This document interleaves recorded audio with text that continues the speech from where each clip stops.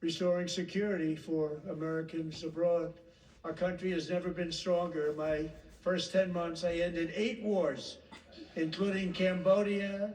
Isn't it funny? Sick people.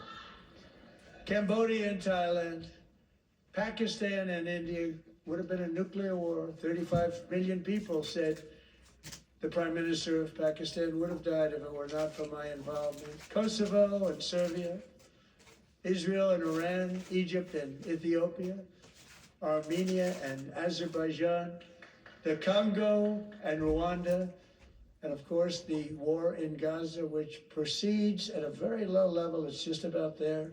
And I want to thank Steve Witkoff and Jared Kushner for your help. Thank you, Steve. Thank you, Jared.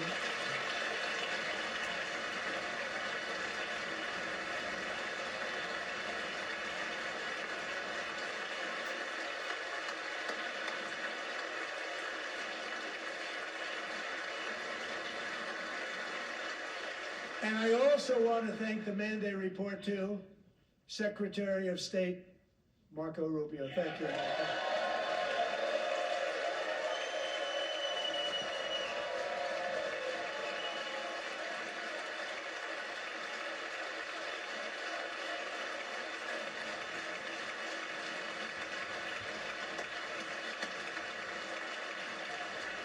People don't like you. You know, Marco got 100% of the votes when he was in confirmation. I think our next one was about 54%. And some of the Democrats are now saying, I can't believe we approved that guy. And he said it's an honor that they feel that way, right, Marco? You have done a great job, great Secretary of State. I think he'll go down as the best ever.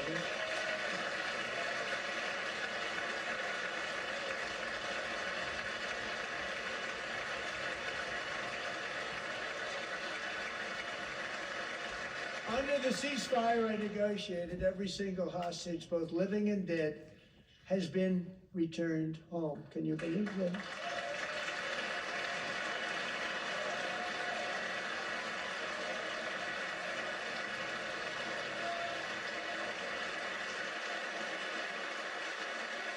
Nobody thought it was possible. Nobody thought that was possible. Both living and dead, and those parents who had a dead son, their boy, they'd always tell me their boy, they wanted him as much as though he were living. It was an amazing period of time. And they came back, and when we got all of the living hostages back, and many, many before them, but I always said those last 20 are going to be very tough, but we got many, many more, hundreds. But I said those last 20 are going to be tough. We got them back. But we only got back 14 or 15 of the dead, of the 28. And believe it or not, Hamas worked along with Israel, and they dug and they dug and they dug. It's a tough thing to do, going through bodies all over, passing up 100 bodies sometimes for each one that they found. Tough job. And they finally got it back to 27. And then Steve and Jared, they got it back to 28. They found all 28. Nobody thought that was possible, but we did it. And I remember the family of the 28th. They were so grieved, but they were so happy as it's possible to be. They had their boy back. The mother said, "Sir, we have our boy back." What a period of time that was, but we got them all back. So thank you both very much. Thank you.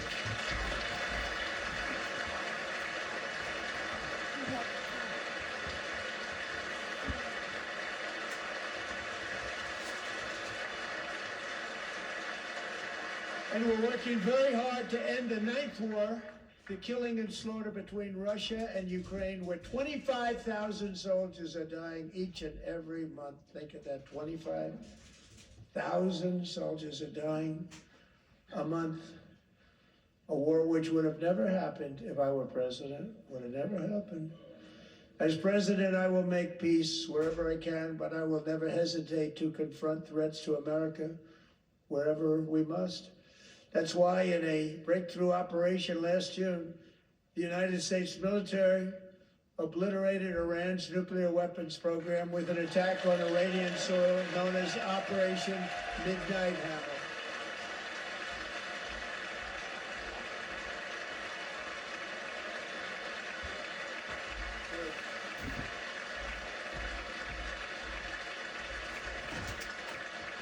For decades, it had been the policy of the United States never to allow Iran to obtain a nuclear weapon. Many decades. Since they seized control of that proud nation 47 years ago, the regime and its murderous proxies have spread nothing but terrorism, death, and hate. They've killed and maimed thousands of American service members and hundreds of thousands and even millions of people with what's called roadside bombs. They were the kings of the roadside bomb. And we took out Soleimani. I did that during my first term. Had a huge impact. He was the father of the roadside bomb.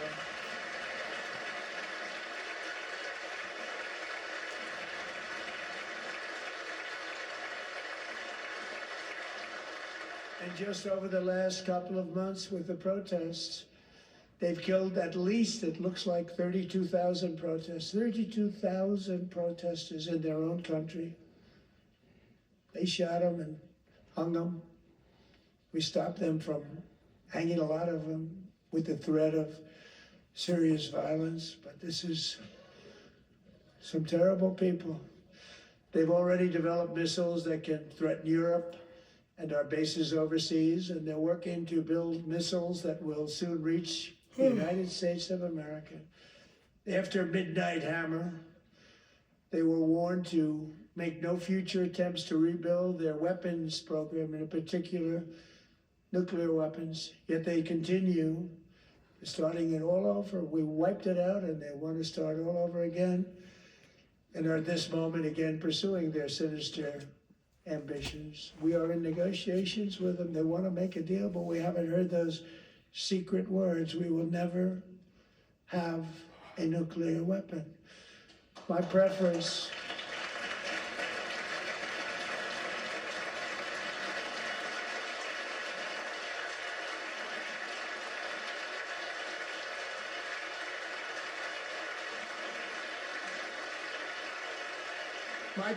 is to solve this problem through diplomacy. But one thing is certain, I will never allow the world's #1 sponsor of terror, which they are by far, to have a nuclear weapon. Can't let that happen.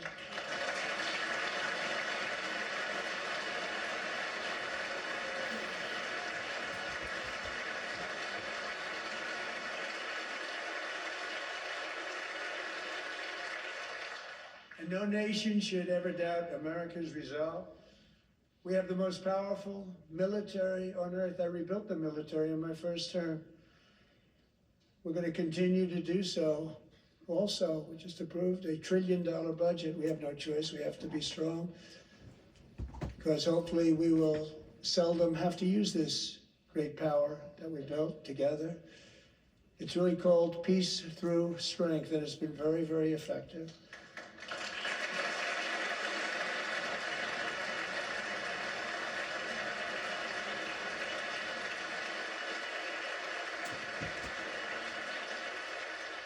So thanks to Republicans in Congress, we're investing that record number of dollars, have no choice, in the United States Armed Forces. Also creating a lot of jobs, but we're not even doing it for that reason. Because as I said, we have more jobs, more people working today than ever before in the history of our country. And NATO countries are friends and allies. They are. They're our friends and they're our allies. Have just agreed at my very strong request to pay 5% of GDP for military defense rather than the 2%, which they weren't paying. We were paying for almost all of that. Now they're paying 5 as opposed to not paying 2.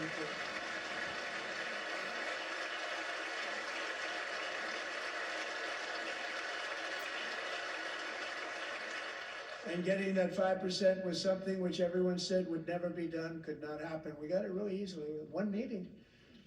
And big difference between 2% that's not paid. We were paying, afraid of many of them, very few were paid up. Now 5%, then they're paid.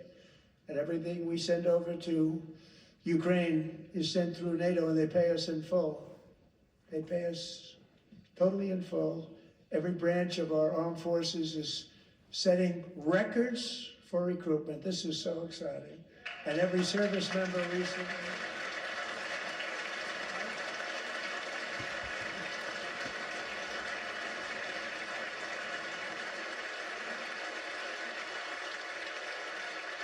And every service member recently received a warrior dividend of $1,776.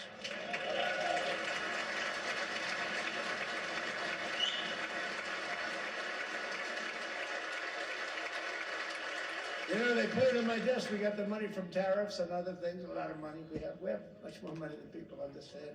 Have to rebuild that program a little bit, but it won't take long.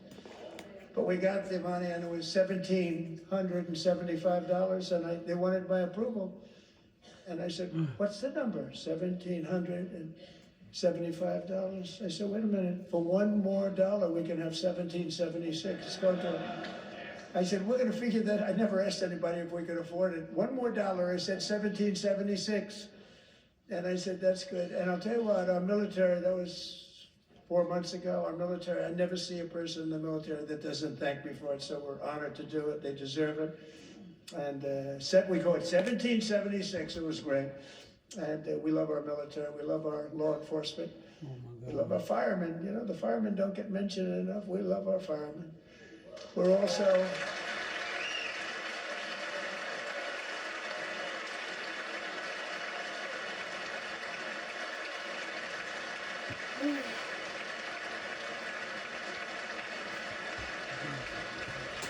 We're also restoring American security and dominance in the Western Hemisphere, acting to secure our national interests and defend our country from violence, drugs, terrorism, and foreign interference. For years, large swaths of territory in our region, including large parts of Mexico, really large parts of Mexico, have been controlled by murderous drug cartels.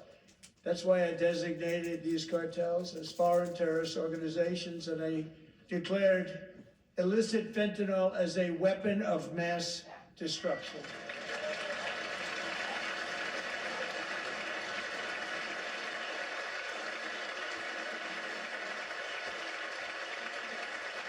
And with our new military campaign, we have stopped record amounts of drugs coming into our country and virtually stopped it completely coming in by water or sea. You probably noticed that. We very seriously damaged their fishing industry also. Nobody wants to go fishing anymore. We've also taken down one of the most sinister cartel kingpins of all. You saw that yesterday. In January,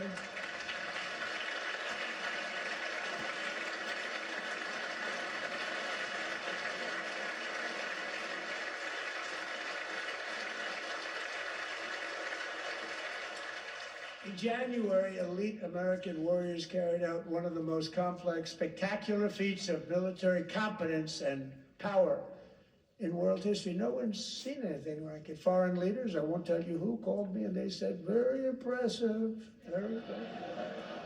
They couldn't believe, they all watched. They saw what happened. This is a different fighting force that we had years ago when we fought to tie. You know, it's a great fighting force. I'm so proud of it. Look at Space Force. Space Force is my baby. As we did that, my baby is becoming so important.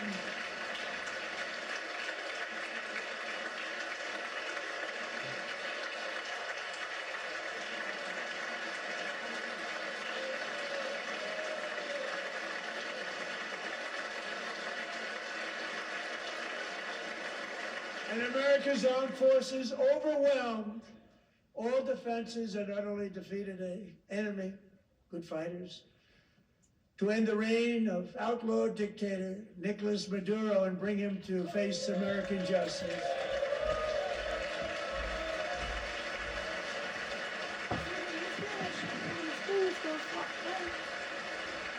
And this was an absolutely colossal victory for the security of the United States, and it also opens up a bright new beginning for the people of Venezuela. We're working closely with the new president of Venezuela, Delcy Rodriguez, to unleash extraordinary economic gains for both of our countries and to bring new hope to those who have suffered so terribly. They really did suffer. With us tonight is Alejandro Gonzalez. She grew up in a tight-knit Venezuelan family and was especially close to her beloved uncle Enrique. But after Enrique ran for office and opposed Maduro, he was kidnapped by Maduro's security forces and thrown into the regime's really infamous prison in Caracas. Alejandro feared she would never see her uncle again. She feared for her own life also. But since the raid, we have worked with the new leadership, and they have ordered the closure of that vile prison and released hundreds of political prisoners already, with more to come. Alejandro, I'm pleased to inform you that not only has your uncle been released, but he is here tonight. We brought him over to celebrate his freedom with you in person. Enrique, please come down.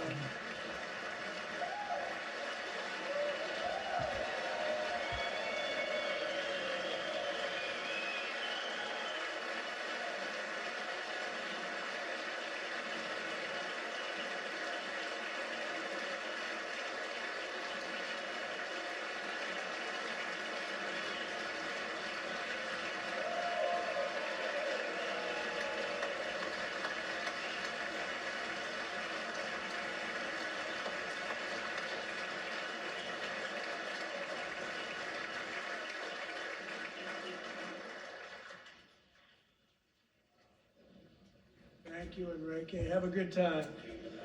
Nice to have you back, Enrique. There were many heroes on that January raid to capture Maduro, really great heroes. It was very dangerous. They knew we were coming. They were all set. But the deeds of one warrior that night will live forever in the eternal chronicles of military valor. Chief Warrant Officer 5, Eric Slover, planned the mission and was the flight lead in the cockpit of the first helicopter. A big, beautiful, powerful helicopter. It was a massive Chinook carrying, as you can imagine, many, many American warfighters. Wearing the dog tags, his wife Amy had blessed with holy water before he left. She knew it was going to be a rough one. Eric steered the Chinook under the cover of night and descended swiftly upon Maduro's heavily protected military fortress. This was a major military installation, protected by thousands of soldiers and guarded by Russian and Chinese military technology. How did that work out, Matufa? While preparing to land, enemy machine guns fired from every angle, and Eric was hit very badly in the leg and hip, one bullet after another. He absorbed 4 agonizing shots, shredding his leg into numerous pieces. And yet, despite the fact that the use of his legs was vital to successful helicopter flight, legs are the most important part of flying a helicopter, to deliver the many commandos who would capture and detain Maduro was the only thing Eric was thinking about. Then, even as he was gushing blood, which was flowing back down the aisle, the helicopter lands at a steep angle. The machine gun stood right in front of him. There were right in front of him 2 machine gunners who escaped the wrath of the previous planes.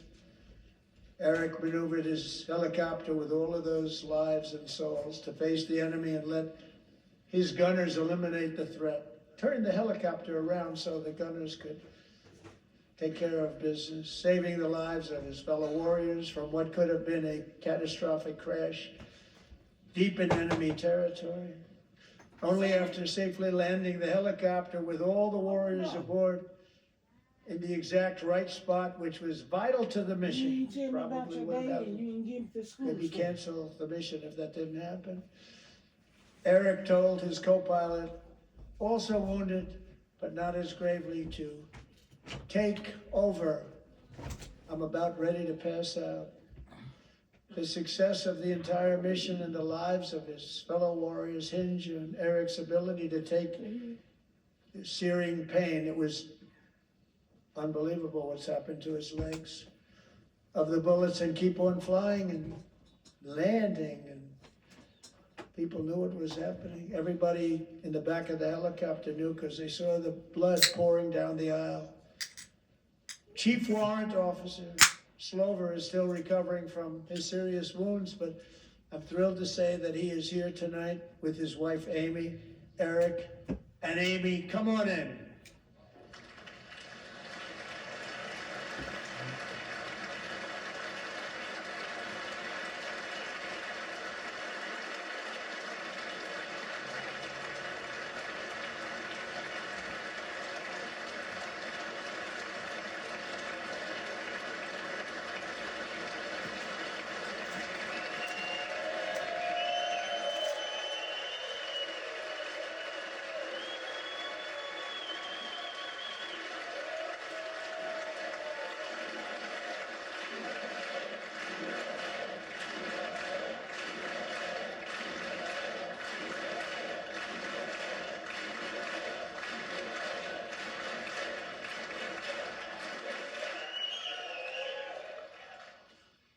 So we have a surprise for Eric and Amy.